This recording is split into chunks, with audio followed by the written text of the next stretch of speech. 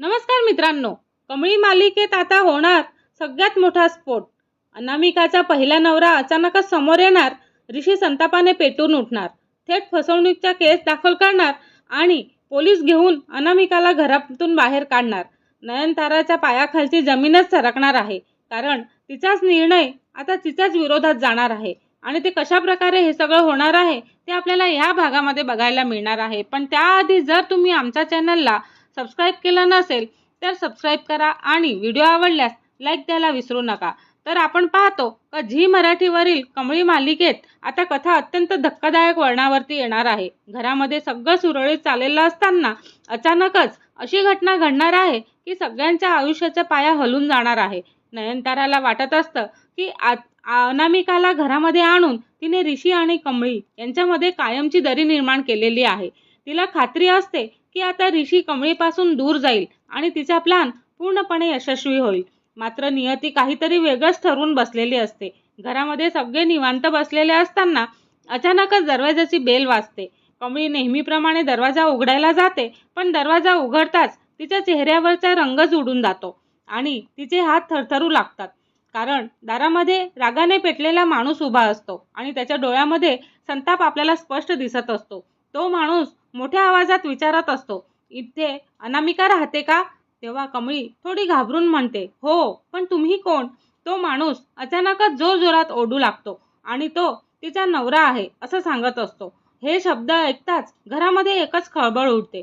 कमळीच्या चेहऱ्यावरती पूर्ण धक्का बसतो आणि तिच्या हातातून दरवाजाची कडी सुटते. घरात बसलेले सगळे बाहेर येतात आणि अनामिका त्या माणसाला पाहताच पूर्णपणे हादरून जाते. तिच्या चेहऱ्यावरचा रंगच उडून जातो आणि तिच्या डोळ्यात भीती आपल्याला स्पष्ट दिसू लागते. तो माणूस थेट घरामध्ये येतो आणि सगळ्यांसमोर अनामिकेकडे बोट दाखवत म्हणत असतो, तू माझ्याशी लग्न करून मला सोडून तू इथे आलीस आणि दुसऱ्या घरामध्ये नवीन आयुष्य सुरू करणार आहेस का? हे ऐकताच सगळेजण अवाक होतात. नयनताराला काही क्षण काहीच बोलावं आणि तेच तिला सुचत नसतं. कारण हीच अनामिका ती स्वतः ऋषीसाठी घेऊन आलेली असते आणि तिच्या चेहऱ्यावरती भीती पण आपल्याला दिसू लागते. कामिनी सुद्धा घाबरून गेलेली असते. अनामिका थरथरत्या आवाजामध्ये म्हणत असते, नाही, हे सगळं खोटं आहे. मी का करू असं? आणि मी काहीच केलेलं नाही. पण तो माणूस लगेच काही कागदपत्र बाहेर काढतो आणि जोरामध्ये म्हणतो, हे बघा, आमच्या लग्नाचे पुरावे, आमच्या लग्नाचे कागद, ही माझी बायको आहे. हे पाहताच सगळ्यांच्या चेहऱ्यावरती धक्का आपल्याला स्पष्ट दिसतो.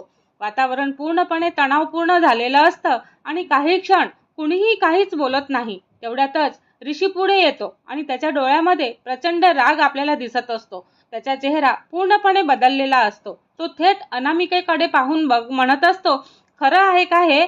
तेव्हा अनामिका काहीच बोलू शकत नाही. तिच्या डोळ्यातून अश्रू वाहत असतात आणि तिचं शांत राहणं सगळ्यांना आणखीन संशयात टाकत असतं. अचानकच ऋषीचा संताप फुटतो. तो मोठ्या आवाजात ओरडतो आणि म्हणतो, उत्तर दे, आमच्यासोबत इतकी मोठी फसवणूक का केलीस तू? घरात पूर्ण शांतता पसरते. कमळी ऋषीकडे पाहत असते आणि तिला पहिल्यांदाच ऋषी इतका संतापलेला आपल्याला दिसत असतो आणि कमळीला पण दिसत असतो. ऋषी संतापाने म्हणतो, आधीपासून लग्न झालेलं असताना आमच्या घरामध्ये आलीस आणि आमच्या विश्वासाचा गैरफायदा घेतलास आणि आमचा विश्वासघात केलास. तेव्हा नयनतारा लगेचच मध्ये पडण्याचा प्रयत्न करते. ती ऋषीला शांत करण्याचा प्रयत्न करते. ऋषी, थांब, आधी नीट आपण समजून घेऊयात का? पण ऋषी तिच्याकडे रागाने पाहतो आणि त्याचा आवाज आता अधिकच कठोर झालेला असतो. तो म्हणतो, आई, आज मला थांबवू नका. मी साधी चूक केलेली नाही आणि ही फसवणूक आहे. हे बोलताच तो लगेचच मोबाईल बाहेर काढतो आणि सगळे त्याच्याकडे घाबरून पाहत असतात. तो थेट पोलिसांना कॉल करतो आणि म्हणतो, हॅलो, आमच्या घरी फसवणुकीचा प्रकार झालेला आहे आणि कृपया ताबडतोब घरी या. हे ऐकताच नयनताराच्या चेहऱ्यावरती भीती आपल्याला स्पष्ट दिसते. तिच्या पायाखालची जमीन सरकल्यासारखी वाटते, कारण हीच मुलगी तिने स्वतः घरात आणलेली असते. आणि काही वेळातच घराबाहेर पोलिसांची गाडी येते. सायरनचा आवाज घरामध्ये घुमतो आणि वातावरण पूर्णपणे तणावपूर्ण झालेलं असतं. पोलीस घरामध्ये येतात आणि अनामिकाकडे पाहून विचारपूस करत असतात. काही वेळातच ते निर्णय घेतात आणि तिला चौकशीसाठी सोबत घेऊन जावं लागेल असं म्हणतात. अनामिका रडतच विनंती करते, नाही, मला घेऊन जाऊ नका, मी काही चुकीचं केलेलं नाही. पण आता काहीच उपयोग नसतो. पोलीस तिचा हात पकडतात आणि सगळ्यांसमोर तिला घेऊन जातात. हे दृश्य पाहून नयनतारा पूर्णपणे हादरलेली असते, कारण तिच्या चेहऱ्यावरती भीती, अपराधीपणा आणि धक्का आपल्याला स्पष्ट दिसतो. कारण त्या अनामिकाला तिनेच आणलेलं असतं. पोलीस गेल्यानंतर घरामध्ये एकदम शांतता पसरते. कुणीही काहीच बोलत नाही. तेवढ्यातच ऋषी हळूहळू नयनताराकडे चाललेला असतो आणि त्याच्या चेहऱ्यावरती आता संताप आणि इशारा आपल्याला स्पष्ट दिसत असतो. तो ठाम आवाजात म्हणतो, आई, आज जे काही झालेलं आहे ना, त्यासाठी तुम्हीही पण जबाबदार आहात. तेव्हा नयनतारा घाबरूनच म्हणते, मी काहीच केलेलं नाहीये ऋषी. तेव्हा ऋषी लगेचच म्हणतो, ही मुलगी तुम्हीच या घरात आणलेली होती आणि तुम्हीच तिच्यावरती विश्वास ठेवला आणि आज आपल्या घराची प्रतिष्ठा धोक्यात आलेली आहे. तो पुढे म्हणत असतो, आता जर पुन्हा कमळीच्या आयुष्यामध्ये कोणताही डाव रचला तर मी शांत बसणार नाही आई. ही माझी शेवटची वॉर्निंग समजा.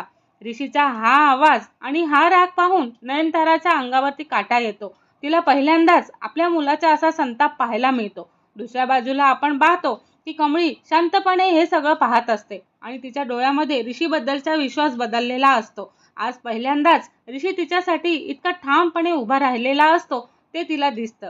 ऋषी हळूच कमळीकडे पाहतो आणि त्या दोघांच्या नजरेतून एक वेगळीच भावना आपल्याला दिसू लागते. कमळीच्या डोळ्यात आता भीतीऐवजी विश्वास आपल्याला दिसतो. कमळी हळू आवाजात म्हणत असते, आज तुम्ही योग्य केलंत सर. ऋषी शांतपणे म्हणतो, मी आधी चूक केली होती कमळी, पण आता तुझ्यासोबत कुठलीही फसवणूक मी होऊ देणार नाही.